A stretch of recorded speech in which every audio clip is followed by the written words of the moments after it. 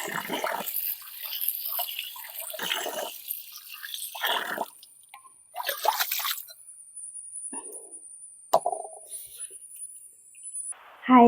ಎಲ್ಲರಿಗೂ ನಮಸ್ತೆ. ನಮ್ಮ ಕಾಫಿ ಪೀಸ್ ಚಾನಲ್ಗೆ ತಮಗೆಲ್ಲರಿಗೂ ಸ್ವಾಗತ. ಇವತ್ತು ನಾನೊಂದು ಮಶ್ರೂಮಲ್ಲಿ ರೆಸಿಪಿನ ಮಾಡೋಣ, ಮಶ್ರೂಮ್ ಗ್ರೇವಿನ ಮಾಡೋಣ ಅಂತ ಎಲ್ಲದನ್ನು ರೆಡಿ ಮಾಡ್ಕೊಂಡಿದ್ದೀನಿ. ಇದು ಯಾವಾಗಲೂ ನಾನ್ ವೆಜ್ ತಿಂತಿರೋರಿಗೆ, ಒಂದಿನ ನಾನ್ ವೆಜ್ ತಿನ್ನೋಕ್ಕಿರಲ್ಲ ಅಥವಾ ಯಾವುದಾದ್ರೂ ದಿನ ನಾನ್ ವೆಜ್ ತಿನ್ನೋಕ್ಕಾಗಲ್ಲ ಅನ್ನೋವಾಗ ಈ ಥರ ಮಾಡ್ಕೊಳ್ಳಿ. ಯಾವಾಗಲೂ ನಮಗೆ ಮಶ್ರೂಮ್ ಒಂದು ರೀತಿ ನಾನ್ ವೆಜ್ ಫೀಲನ್ನು ಕೊಡುತ್ತೆ ಅಲ್ವಾ. ಹಾಗಾಗಿ ನಾನೊಂದು ಈಸಿಯಾಗಿರೋವಂಥ ಹಾಗೆ ಟೇಸ್ಟಿಯಾಗಿರೋವಂತಹ ರೆಸಿಪಿನ ಮಾಡ್ತಾಯಿದ್ದೀನಿ. ಬನ್ನಿ, ಇವಾಗ ಎಲ್ಲ ರೆಡಿ ಮಾಡ್ಕೊಂಡು ಆಗಿದೆ. ಇವಾಗ ಶುರು ಮಾಡೋಣ.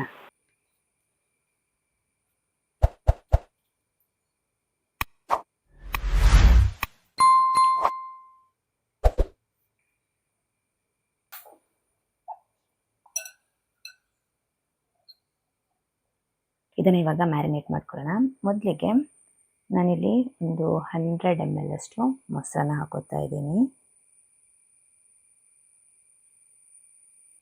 ಹಾಗೆ ಇದಕ್ಕೆ ಒಂದು 1/4 ಟೀ ಸ್ಪೂನಷ್ಟು ಅರಿಶಿನ ಪುಡಿ, 1 ಟೀ ಸ್ಪೂನಷ್ಟು ಚಿಲ್ಲಿ ಪೌಡರ್, ಅರ್ಧ tea spoon pepper powder, 1 tea spoon ಕೊತ್ತಂಬರಿ ಪುಡಿ, ಅರ್ಧ tea spoon garam masala powder, ಹಾಗೆ ಒಂದು ಮುಕ್ಕಾಲು ಟೀ ಸ್ಪೂನಷ್ಟು ಜೀರಾ ಪೌಡರ್.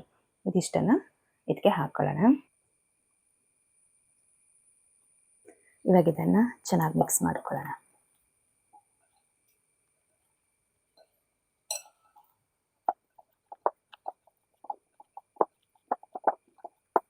ಹಾಗೆ ಇದಕ್ಕೊಂದು ಸ್ವಲ್ಪ ಟೇಸ್ಟಿಗೆ ಉಪ್ಪನ್ನು ಹಾಕ್ಕೊಳ್ಳೋಣ.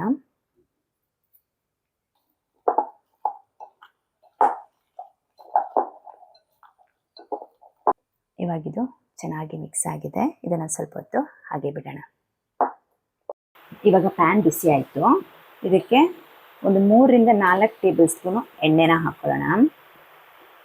ಎಣ್ಣೆ ಬಿಸಿಯಾಗಿದೆ. ಇದಕ್ಕೆ ಒಂದು ಅರ್ಧ ಟೀ ಸ್ಪೂನಷ್ಟು ಸಾಸಿವೆ, ಹಾಗೆ ಇಲ್ಲಿ ಅರ್ಧ ಟೀ ಸ್ಪೂನಷ್ಟು ಸೋಂಪು, 1-2 ಪೀಸ್ ಚಕ್ಕೆ, ಹಾಗೆ ಪಲಾವ್ ಎಲೆ, ಗರಂ ಮಸಾಲ ಎಲೆ. ಇದರಲ್ಲಿ ಮೂರು ಬೆಳ್ಳುಳ್ಳಿನ ಜಜ್ಜಿ ತೊಗೊಂಡಿದ್ದೀನಿ. 20ರಿಂದ 25 ಕರ್ಬೇವಿನ ಸೊಪ್ಪಿದೆ. ಇವಾಗ ಇದಿಷ್ಟನ್ನು ಹಾಕ್ಕೊಳ್ಳೋಣ. ಮೊದಲಿಗೆ ಇದನ್ನು ಹಾಕೋತೀನಿ. ಸೋಂಪು ಹಾಕ್ಕೊಳ್ಳೋಣ. ಸೋಂಪು, ಚಕ್ಕೆ ಇದನ್ನು ಹಾಕ್ಕೊಳ್ಳೋಣ.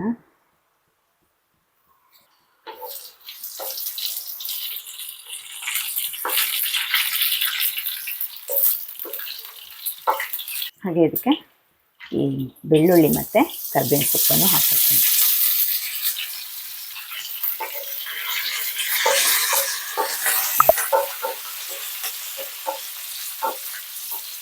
ಇದನ್ನು ಸ್ವಲ್ಪ ಲೈಟಾಗಿ ಫ್ರೈ ಆಗಲಿ. ಇದು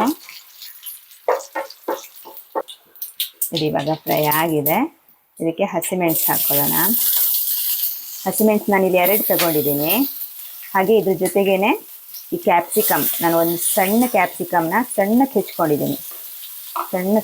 ಯಾಕೆ ಅಂತಂದರೆ ಅದು ಬೇಗ ಫ್ರೈ ಆಗಿಬಿಡುತ್ತೆ, ಇಲ್ಲಾಂದರೆ ಬೇಗ ಫ್ರೈ ಆಗಲ್ಲ. ಮತ್ತು ಮಶ್ರೂಮಲ್ಲಿ ಗ್ರೇವಿ ಚೆನ್ನಾಗಿ ಕಾಣಿಸುತ್ತೆ. ಅದಕ್ಕೆ ಎಲ್ಲದನ್ನು ನಾನು ಸಣ್ಣಕ್ಕೆ ಕಟ್ ಮಾಡ್ಕೊಂಡಿದ್ದೀನಿ.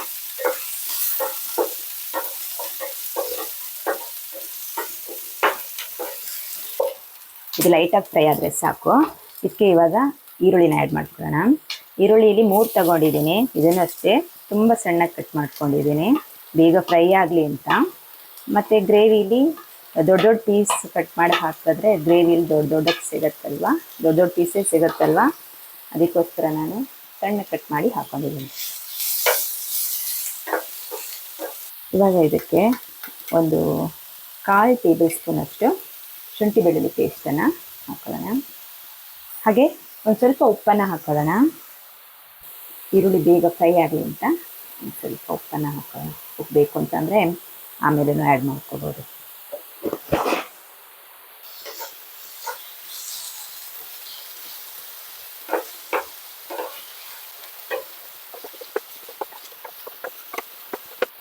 ಇದನ್ನು ಚೆನ್ನಾಗಿ ಫ್ರೈ ಮಾಡ್ಕೋಬೇಕು.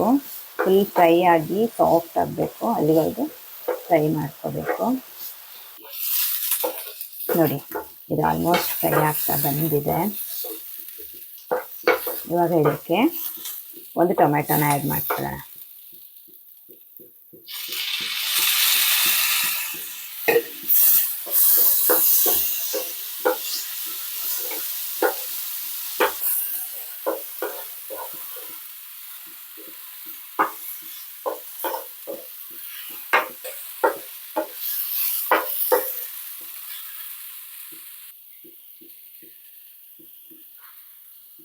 ಇವಾಗ ಇದು ಚೆನ್ನಾಗಿ ಫ್ರೈ ಆಗಿದೆ.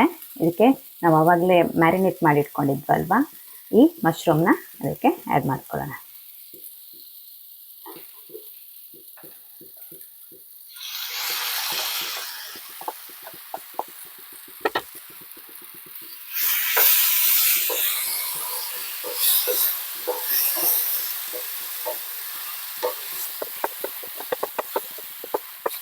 ಇದನ್ನು ಸ್ವಲ್ಪ ಫ್ರೈ ಮಾಡಿಕೊಂಡು ಇದಕ್ಕೊಂದು ಸ್ವಲ್ಪ ನೀರನ್ನು ಆ್ಯಡ್ ಮಾಡ್ಕೊಳ್ಳೋಣ.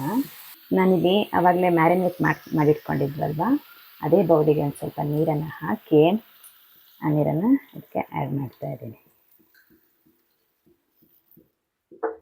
ಇದನ್ನು ಸ್ವಲ್ಪ ಹೊತ್ತು ಹೀಗೆ ಬೇಯೋದಕ್ಕೆ ಬಿಟ್ಬಿಡೋಣ. ಆವಾಗಲೇ ನಾನು ಸ್ವಲ್ಪ ಉಪ್ಪನ್ನು ಹಾಕ್ಕೊಂಡಿದ್ದೆ, ಅದೇ ಉಪ್ಪು ಸಪ್ಪೆ ಇದೆ. ಇವಾಗ ಒಂದು ಸ್ವಲ್ಪ ಉಪ್ಪನ್ನು ಆ್ಯಡ್ ಮಾಡ್ಕೊತೀನಿ. ನೋಡಿ, ಚೆನ್ನಾಗಿ ಕುದಿ ಬರ್ತಾ ಇದೆ. ಇವಾಗ ಒಂದು ಸ್ವಲ್ಪ ಟೇಸ್ಟ್ ನೋಡ್ಕೊಳ್ಳೋಣ. ಏನಾದರೂ ಮಸಾಲೆ ಕಡಿಮೆ ಆಗಿದ್ದರೆ ಅಥವಾ ಉಪ್ಪೇನಾದರೂ ಇನ್ನೂ ಕಡಿಮೆ ಆಗಿದ್ದರೆ ಒಂದು ಸ್ವಲ್ಪ ಆ್ಯಡ್ ಮಾಡ್ಕೋಬೋದು.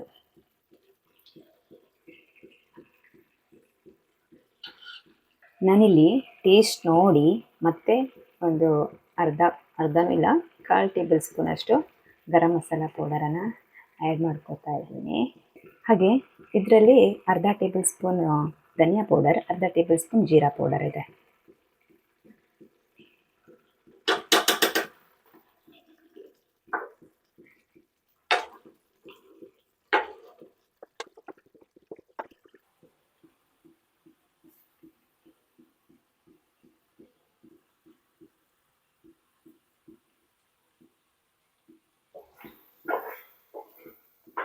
ನೋಡಿ, ಟೇಸ್ಟಿಯಾಗಿರೋವಂಥ ಹಾಗೆ ಸಿಂಪಲ್ಲಾಗಿ ಮಾಡ್ಬೋದಂಥ ಮಶ್ರೂಮ್ ಗ್ರೇವಿ ರೆಡಿ ಆಯಿತು. ಇವಾಗ ಇದನ್ನು ಒಂದು ತಟ್ಟೆಗೆ ಸರ್ವ್ ಮಾಡ್ಕೊಳ್ಳೋಣ. ಇವಾಗ ಇದಕ್ಕೆ ಒಂದು ಸ್ವಲ್ಪ ಕೊತ್ತಂಬರಿ ಸೊಪ್ಪನ್ನು ಮೇಲ್ಗಡೆ ಉದಿಸ್ಬಿಟ್ರೆ ಮಶ್ರೂಮ್ ಗ್ರೇವಿ ರೆಡಿ.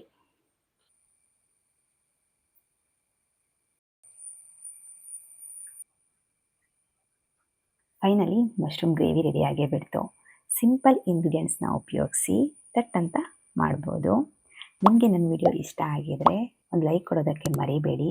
ಹಾಗೆ ನನ್ನ ಚಾನಲ್ನ ಸಬ್ಸ್ಕ್ರೈಬ್ ಮಾಡ್ಕೊಳ್ಳಿ, ಸಪೋರ್ಟ್ ಮಾಡ್ತಾಯಿರಿ. ಮತ್ತೆ ಇನ್ನೊಂದೊಳ್ಳೆ ರೆಸಿಪಿ ಜೊತೆ ಸಿಗ್ತೀನಿ. Thank you so much.